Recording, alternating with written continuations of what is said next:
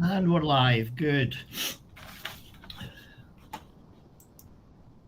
Sorry, I've just lost the... Okay, can everybody still hear me? Well, hi, my name is Ty Kenny. It's Wednesday the 13th of November, and welcome to our 25th recurring TELx Council meeting. The TELx Council is a local government organisation within the wider Telcoin Association and has the authority over and duties towards TELx operational rules, system health and social well-being. The TELx Council accepts, develops and votes on TELx improvement proposals, also known as TELx IPs, which alter or introduce new elements to TELx. The TELx Council also has the mandate to alter TELx harvesting rules and is responsible for representing the general interests of and informing the community in matters pertaining to TELx. These bi-weekly meetings provide several critical functions to our governance. They help provide transparency to our community and give structure to our forum, provide the authors of TELx IPs the ability to present their proposals to the council and community, and allow the council members and community to review, debate and refine these proposals to eventually reach a consensus and then elevate a proposal to an approval vote through snapshot. These meetings also provide a medium for regular TELx ecosystem updates, ensure consistent communication between council members and the community, allow the community to directly engage in Q&A with the council members.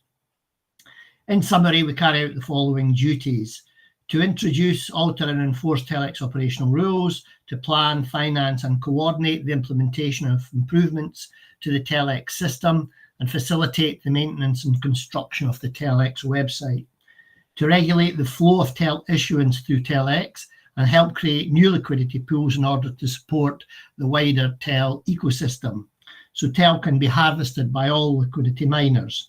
And finally, to inform liquidity miners and the wider TEL community of the activities and outcomes related to TELx and results from any snapshot votes. Participation in these snapshot votes are a mandatory requirement for all TELx Council members, and in order for a proposal to move forward, there needs to be a 5 out of 6 majority vote, and all 6 members must vote within 7 days from the start date of the proposal being uploaded to Snapshot. So for today's meeting, we did post an agenda. Maybe Derek, if you're listening in, can you post the agenda that was on Slack into the notes section? Yep, it's up on the screen also for the stream, but I'll post it in the notes section also. Okay, thank you. I am having trouble hearing, so I'm just going to try and up my volume here. No, it's probably my mic, Ty. It's probably not you, just so you know. Okay. No, my volume was down low. So we're in a transition period, obviously, with the elections just closing, quorum's reached, so we have all the votes required to appoint a new council. So following from that, Andrew's in a car in a traffic jam somewhere behind an accident. Tim, Will and Matt are not standing, so they're probably, I'm just looking at the audience, they're probably not in attendance. We have 2 new members appointed to the council, which is Boo, so welcome Boo, I see you're online, and Eric de L from Boo's from the UK, Eric's from Holland. So we are continuing our international global presence of members in the TELx Council.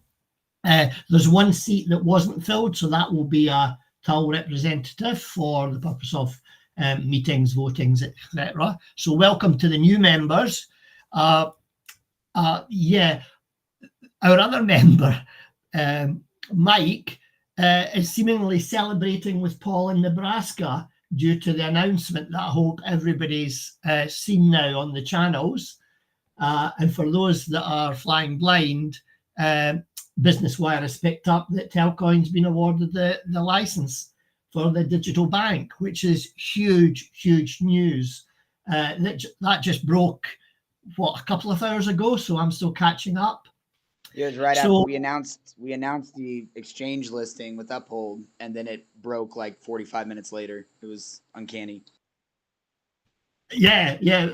So that was that. So Uphold, I wasn't sure, Derek, if Uphold was being delayed till tomorrow or not. But obviously we can talk. So we have a new exchange listing breaking. We have the Telcoin Digital Asset Bank breaking. So price action is breaking.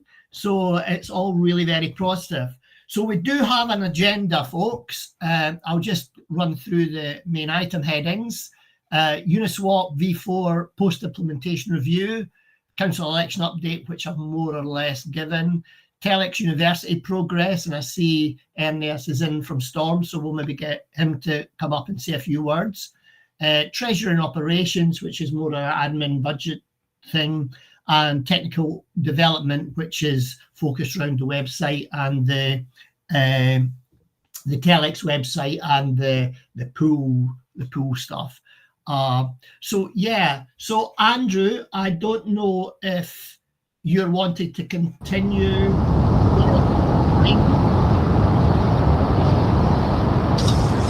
Sorry, say that again, Ty. And I assume you guys hear me okay? I don't know if you want on the schedule. Matt was meant to be hosting, and of course he's not there. You were on the agenda, so I don't know. Did you want to host?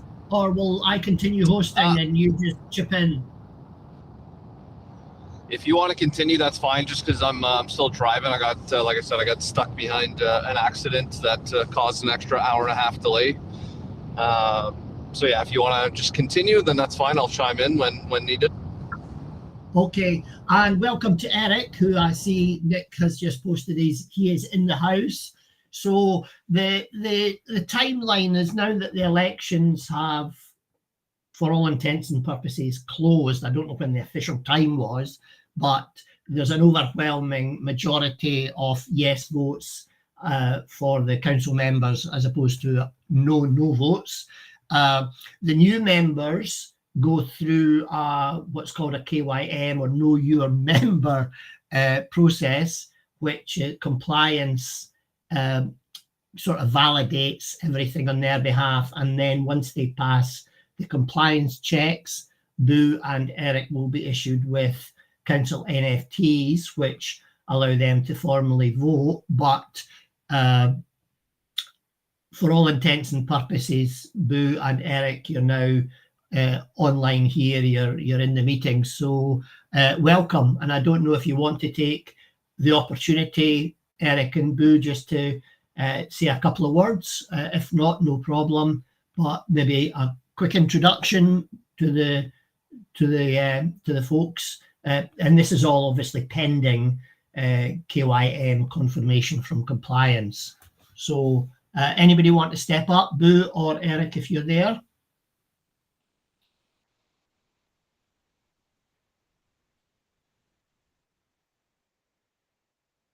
No? Okay, that's fine. Okay, well, apologies from my end, folks. I've been a little bit absent over the last week or so due to family kind of business, so I'm catching up with a lot of stuff. Andrew, I don't know if you want to take the lead on the UNISWAP V4 post-implementation review.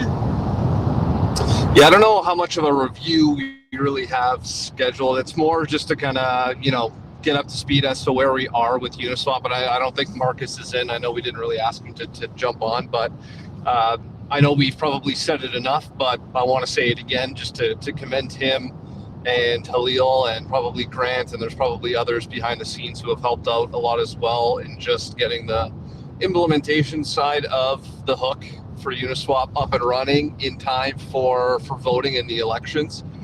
So thanks again to everybody that helped out. Marcus obviously had a big portion of that. But as everybody knows, the migration guide went out last week as well. So if you haven't done the migration, let us know. We can help you walk through that process. But it's pretty straightforward. Essentially the same type of idea. If you're providing liquidity to Uniswap, you just have to make sure that the hook is attached when you do so. And then there is now an additional step to make sure that you qualify and are eligible for voting and rewards, which is subscribing on TELx, which is essentially the same as what we were terming it before with staking on TELx, but you were staking a liquidity pool token, whereas now you're subscribing an NFT. Again, a little bit different language, but essentially, functionally the same idea, right? We have noticed and got some feedback from not only some council members, but also the community about some upgrades and improvements on the UX UI side of the website with some display information that we want to have. When you have your subscribed NFT on TELx. So that's going to be coming. Obviously, the focus with Marcus and Halil, getting everything ready to go for voting with the snapshot, coming up, or the one that just passed, sorry. So that's basically done. Now the goal is to work a little bit more on that UX UI side of things. So I don't know how much more we want to, dive into the V4 stuff, but essentially those 3 pools are ready to go. We should be in a regular cadence now as well too, of shifting the way that the rewards are distributed. So they're not distributed via airdrops anymore. The way that they're going to work now is it's going to be sent to a claiming portal on a weekly basis to the TELx website for you guys to claim as you deem fit. So the better idea on that aspect there is that if you want to claim your TEL at a certain time throughout the year for tax purposes, at least now you have the ability to do that. Whereas obviously before, in the temporary side of things, we were airdropping them once a week, just because that was easier at the time. So essentially those kind of are just like, the big updates with everything going on with Uniswap. I know Uniswap has posted something recently too within the last couple of days. I know Parker had kind of retweeted it as well too. I unfortunately haven't had enough time to dive into that and get up to speed on that as well, but I'm assuming positives for us with TELx as well, with this recent shift in terms of which protocol we're going to be using. Not to say we're exiting Balancer by any means. It's just the shift that we did with some of the pools going from Balancer to Uniswap. Looks like it's coming at a pretty good time. Yeah. I don't know if there was anything else you wanted to add on to that, Ty, but just one thing, and it's to, I suppose, stress to everybody. I did write a little piece on the Telegram pool tips channel about just emphasizing that this Uniswap V4 mechanism is relatively new in the DeFi space, and it's breaking new ground for us. So from a development point of view, it's a very complex arena to work in, and Marcus and Grant have done really outstanding work getting the books ready for unaudited, because now we're officially not we being the association, but Telcoin being a digital bank, we are subject to all sorts of compliance and oversight. And so we have to make sure that any products that we use are all as tight as can be in regards to security and all the other stuff that exists in the crypto sphere. So the guys did a tremendous job getting to where they are, but it is work in progress, and there will be ongoing developments in this area.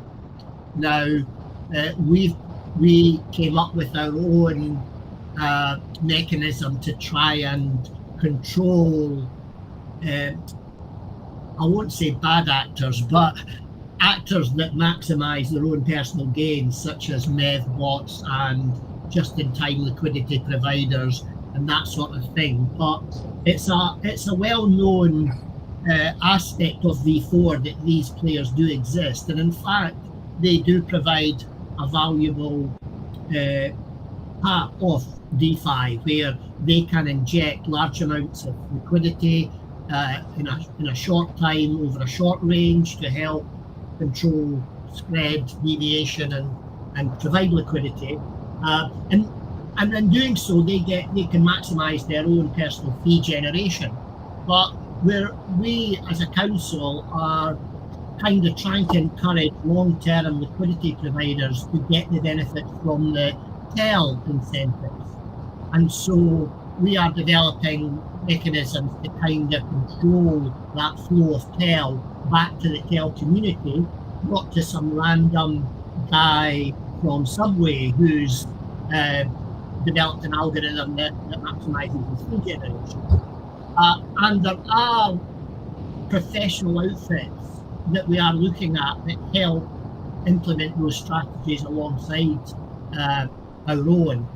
Merkle Studio is one that we're looking at, and they have developed formulas that help control reward programs. And so the point I'm making is the whole reward structure of the pools.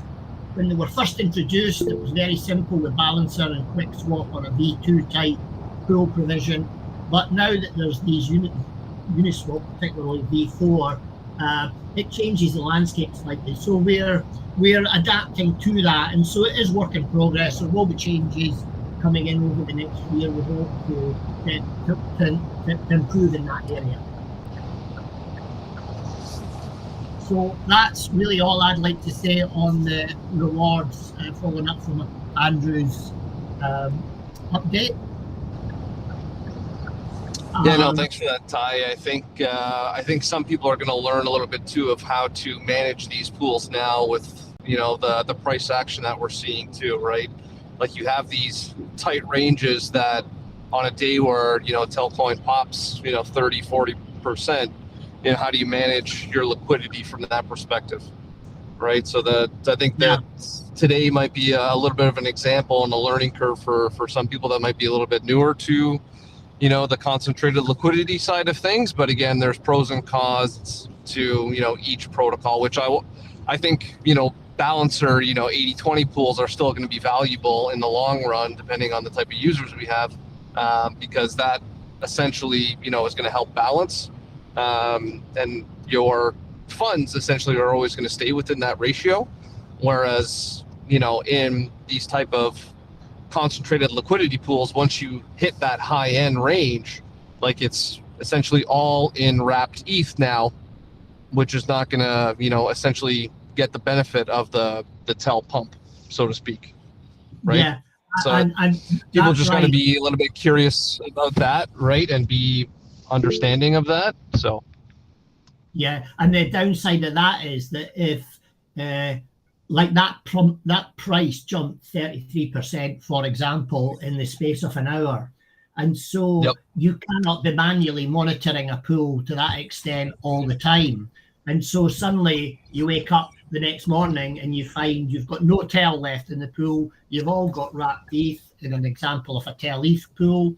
You then, to participate in the pool, have to then convert some of that ETH back into TEL, but the price has shifted a little bit more because in the interim you've been out of range and the price of TEL has continued to rise, and so your buying power of TEL with ETH has changed from when it went out of range, and so you end up with less TEL, and that is the kind of real implications of impermanent loss. If you're out of range and you want to rebalance your position and you have to convert back into the two tokens using one where there's been a huge price difference, then you don't use the impermanent loss. So all these things will be learnings for people providing liquidity to these new pools. Sorry. Okay, so I think that's enough said on the pool side. I think if we can get an update from TELx on the TELx University side of things from Ernius, if he wouldn't mind stepping up to the mic. Hello, Ty. Yeah, thank you. Actually, on our side, things are looking good. We're more working through the layers of approval. Most of the modules are created for all three of the curriculum sections. And working along with the team, we've identified a few ways that we can really optimize it. Everybody is really taking the extra time necessary to ensure that we have a course that provides value to the user. So checking all the boxes and making sure everything is in order.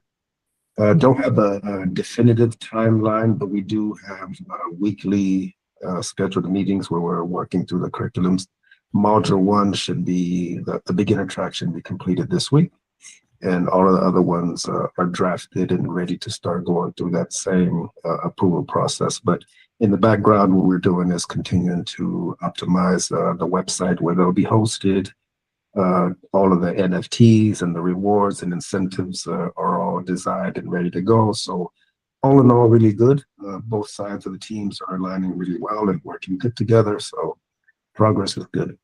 That's great. Thanks, Ernest. I have a quick question for you, if I may. Sure. The scripts that we're reviewing at the moment for the modules with all the breakdown of the classes, do they get fed into a AI generator to generate the video tutorials, or is that something that's like created separately? I'm just interested in that process. Yeah, we do. We have a AI avatar. It's like this talking head that reads the script that we upload into it. So we create the presentation and the modules that the students will see on the screen in a separate presentation, but the actual avatar or the person that you see is actually an AI avatar. That's why we can choose we can choose the person, we can choose their voice depending on regions. As we expand globally and we translate it and we localize it, that's a way for us to scale. So yes. So it is possible to have a Scottish person giving a presentation now and again. Exactly. We can even clone your voice and have your voice adapted to that avatar if you like. Okay. Let's run a vote on that and see what everybody thinks. Yeah. I'm not sure the community would be 100% behind that idea, to be honest. But anywho's, that's good to know. So we have a meeting tomorrow, I understand, about this time where we're reviewing predominantly the first module, the beginners module, and so really that will be the first cab off the rank, yeah? Exactly. We received some feedback again this week on Monday. We've made those changes over the past 2 days. So we're all caught up for tomorrow. And once we get the green light, then we can load the final approved drafts on the platform. And then once we get the other 2 modules, this is really when we want to start doing the product launch marketing that'll go behind it. And which we will probably start doing that in parallel, depending on how the rest of the team decides. Yeah, great. I know I'm quite excited because a lot of this has been happening in the background that I've been privy to. And again, my apologies for being absent really this last week. But no worries. It's I will have some time today to complete that review of the module 1, and I think the community will be really excited and impressed when we launch it, because there's a lot of good stuff in there, and it's coming just at the right time with a smile. Yeah, exactly. No, a lot of the work that we do is really front loaded and it's in the background with our heads down, but taking the extra time now to build it in a scalable way, it'll really pay off, and we think everyone will be happy about it. Yeah, well, I hope so too. We've put a lot of work into this, getting this far. So I mean, I've been a liquidity provider for 2 or 3 years now, and there is some good returns to be made if you know what you're doing. And so exactly. it does give individuals freedom to control their own destiny with regards to their own finances. So, Exactly. Yeah. you know, and I think that's only going to grow. That's my personal opinion, of course, but I think that's only going to grow. The usage of these DeFi platforms, and hopefully Tel will be leading the way in that front, because it will be backed up all the rails that we talk about. Yeah, we're trying to really just set everybody up to succeed, right? I mean, in the beginning, we were pushing to try to get it out there as quickly as possible, but really the feedback that we've gotten was super valuable.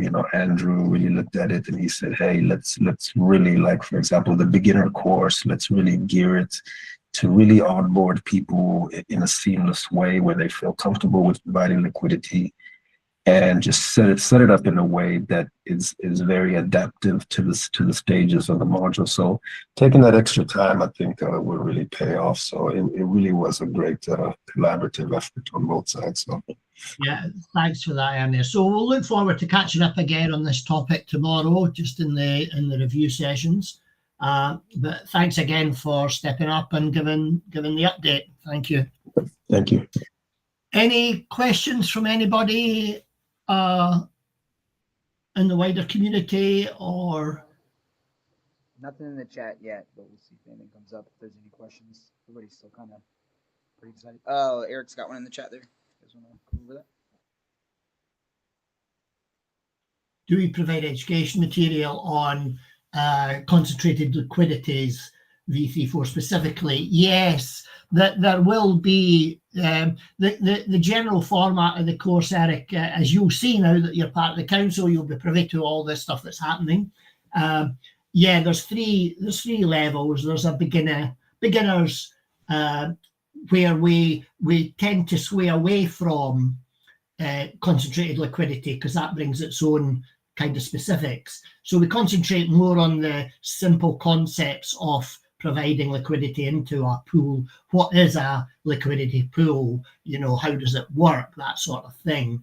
But certainly in the modules that follow, the intermediate and certainly the expert, the intermediate will introduce concentrated liquidity, go into it in more detail, how it applies to the TELx environment, the Uniswap v4 pools, the use of these hooks to help control stuff. And then the module 3 is more the expert, which will take those concepts further and help develop mining strategies, all of which is kind of advanced for me as well. So I can't say too much about those, but certainly we'll probably mention concentrated liquidity in the beginner's course, but we won't go into it in any depth. The detail will follow in the intermediate modules, if that answers your question.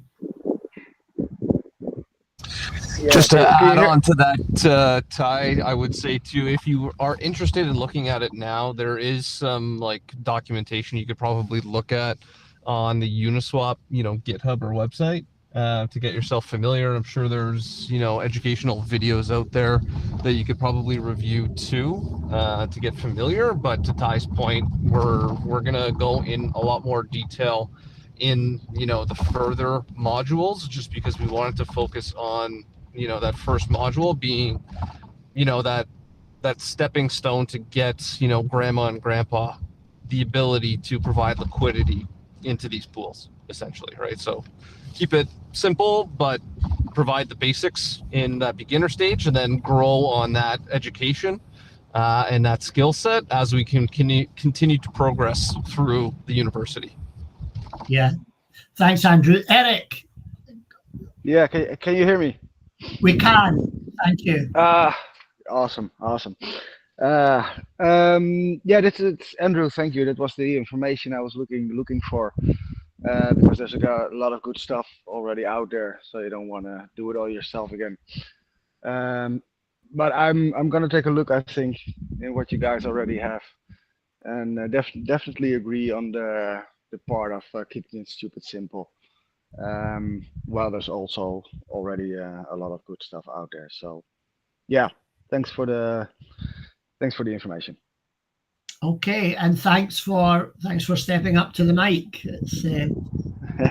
No problem. No problem. It's always good to share. I noticed Dave's online here from compliance. Dave, can you just maybe step up and explain the compliance process for the new members and potentially give a timeline for when Boo and Eric will be officially part of the TELx Council, if you wouldn't mind? Yeah, I mean, they'll just be sending out. I know Leo talked about it a little earlier. He was going to start getting some of it ready tomorrow, but they're going to come out and request some documents to go through that Know Your Member. Then they've got to send out the NDA agreements and all that stuff to be signed. And I know last time it took a little bit, and now he's got, I think he said six people total that he's got to go through it all. So it might be a little bit before everybody's like official, but just keep a lookout. And that, I mean, there's still other stuff too that go through. We're gonna, a telcoin.org email, getting everybody signed up on Slack and whatnot. So I mean, there's some stuff coming, but yeah, we'll be in touch.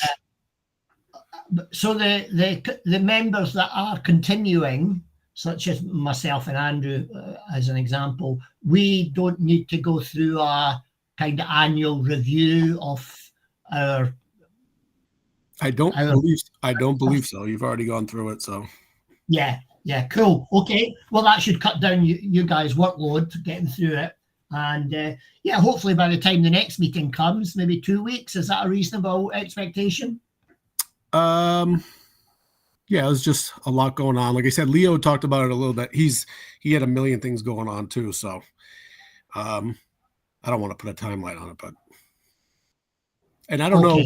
And I don't know too, like there was a little bit of talk earlier too about just when the current members who didn't run again or whatnot are leaving or officially their last day and whatnot. But I mean, there's definitely going to be an overlap period of, the elections are over, but the president doesn't go elected and then move into the White House the same day. So there's a little bit of time in between. So whether or not some of those people can still hang around for a little while until there's an official turnover, the new members are all KYM'd or whatever you want to call it, and yeah, okay, no, thanks, Dave. Yeah. Okay. The next item is Treasury Operations. Andrew, do you want to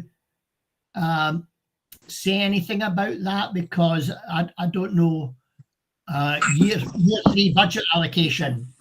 Yeah, that's kind of where I was thinking about that, and I had asked that question in Slack, and maybe we bring it up with the Platform and Treasury Council tomorrow, just to try to start planning ahead for what year 3 budget is going to look like, so that we can obviously start planning, because depending on what our budget is going to be, that's going to have an impact on what rewards we can put forward. So if we're going to have a smaller budget to play with, then we're going to have to, adjust the amount of rewards per pool and all that kind of stuff too.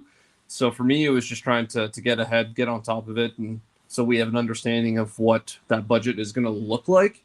But I think that's probably a better question for Platform Treasury in tomorrow's meeting. Right. Okay. All right. Anybody got any questions?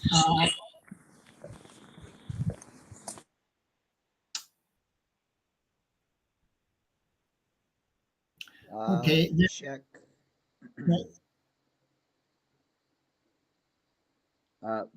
Boujalou was asking about the Wi-Fi thing. We'll talk about that tomorrow on the platform call. That's a good thing to bring up. We'll talk about it tomorrow and just kind of see what that looks like now that we're getting closer to some stuff. So stay tuned. Any other questions in regards to the TELx team for liquidity or anything with the new TELx website? You can definitely ask in the chat, or feel free to send a message to any of us on socials. We'll give it a second here. Okay, so I'll just, while Derek's waiting on any questions coming in, the last item on our agenda was the technical development regarding the website and the UI, and Khalil's been rolling out some changes to expand the information that's provided on the TELx website pertaining to people's subscription NFTs that they've subscribed, the token breakdown, which I find very useful, and the reward portal, which I don't know if that's actually live yet. And I don't think we've got Khalil or anybody from the devs here on the call. So yeah, Ty. So they they updated. You can see your positions now in the actual UI on TELx. So when you connect your wallet, you can see your V4 positions. There is one change requested, was that it's showing all positions open in your previous, and they're gonna work on getting that short up. But a nice, you don't have to switch now to see it. So. Oh, great. Yeah. So what that means is the token NFT. What happens in Uniswap is when you open a position, the Uniswap UI mints an NFT that goes into your own Web3 wallet. You then have a token ID that you then subscribe into TELx. That then shows under the list of subscriptions.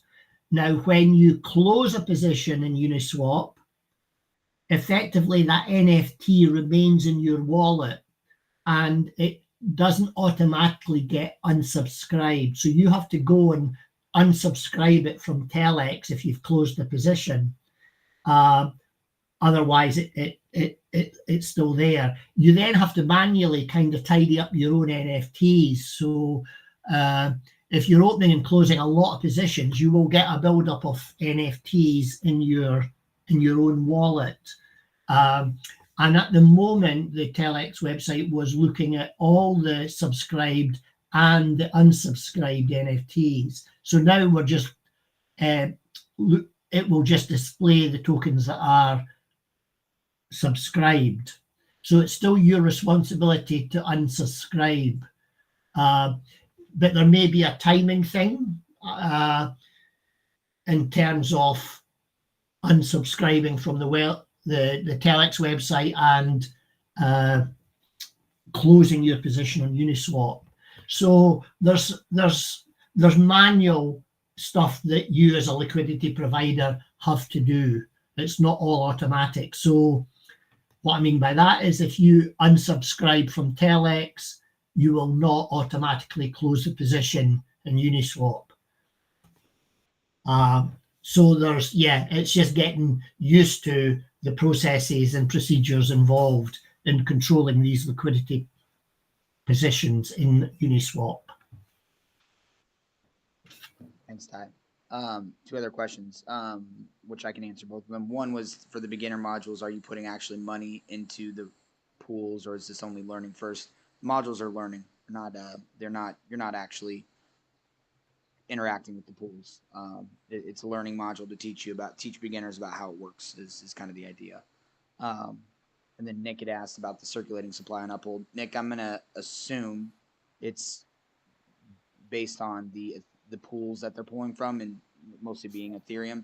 I don't, again, it's day one, so that's something we can ask them, but it's not a. I'll give it probably a little bit before that gets updated. So just so you know, and then we'll take a look at it. But thanks for pointing that out. And those are the only two questions. Okay, thanks. And just obviously a word of caution there for people that have not provided liquidity before. Start off with small amounts. Get used to what you're doing and the mechanics of what you're doing with a small amount. Open a position with, a few hundred TEL and a fraction of ETH, if that's what you want to do, just to get comfortable with the user interface. Don't put your bag of TEL and slap it on Uniswap first time round, because you have a price jump like we've experienced today, and suddenly you wonder what's happened to all your TEL. So caution and build up your own level of comfort with providing larger and larger amount of liquidity. So just be sensible, folks. That's the message. Just to further to that too, if you're just getting into the pools, I would highly suggest you start with Balancer and get more familiar with that, just because it is a little bit more of a, you know, beginner kind of protocol than Uniswap v4. So if you're brand new getting into TELx or providing liquidity, start with the Balancer positions where they're 80-20, and then once you feel more comfortable, then you could look at Uniswap. Thanks, Andrew. Okay, so really that's covered all the main items on the agenda for this morning. Unless there's any other questions from the community, or Boo, I see you've unmiked your mic, so yeah, do you want to step up to the stage, please? Welcome.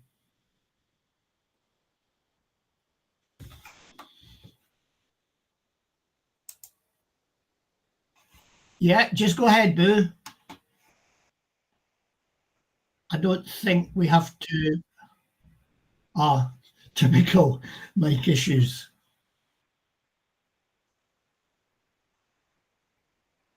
Okay, I'll give you a minute, unless anybody else wants to say anything in the interim. Just jump on when you get your mic working.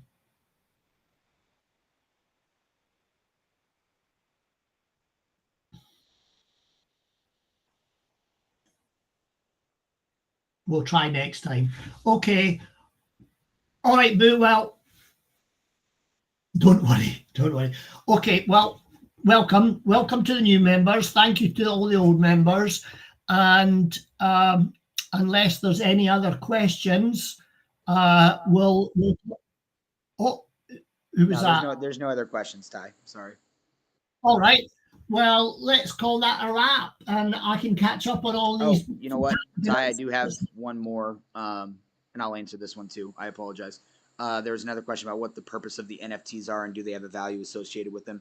The answer is no. There's no value associated with them. They're a representation of your range of liquidity in the pool, and it's how we how the V4 pool is tracking what your position is. And that's it's a representation of that. So there's no value like you would think of a traditional NFT. It is meant solely to be an interaction with the V4 pool. Yeah, and without going into too much detail, because it does get complicated, it is possible for you to transfer ownership of your liquidity position by effectively sending that NFT to somebody. So although there's no value, there is an inherent value because it is right. It represents your staked amount. Yep, it represents your staked amount and position. So again, that's why you want to have it protected, right? But it is a representation of your stake. There's another question about the 80-20 balancer pools, if they are on base. No, they are not on base. They are Polygon, right, Ty? Yeah, through Balancer, not through Uniswap, just through Balancer. Correct. Yep. The only base pool at the moment is the Uniswap V4 TEL ETH pool. That's the only base pool that's active at the moment. Paul just tweeted too. Oh boy. Sorry? Paul just tweeted a picture of them signing the document with the governor. There's too much happening for let's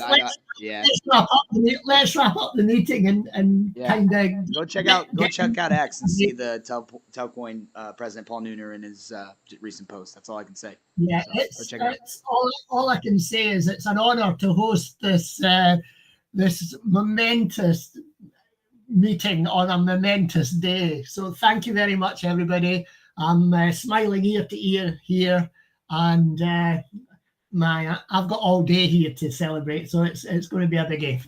So thanks, everybody. Let's wrap this one up and look forward to hearing from the new members, hopefully, the next meeting in a fortnight's time.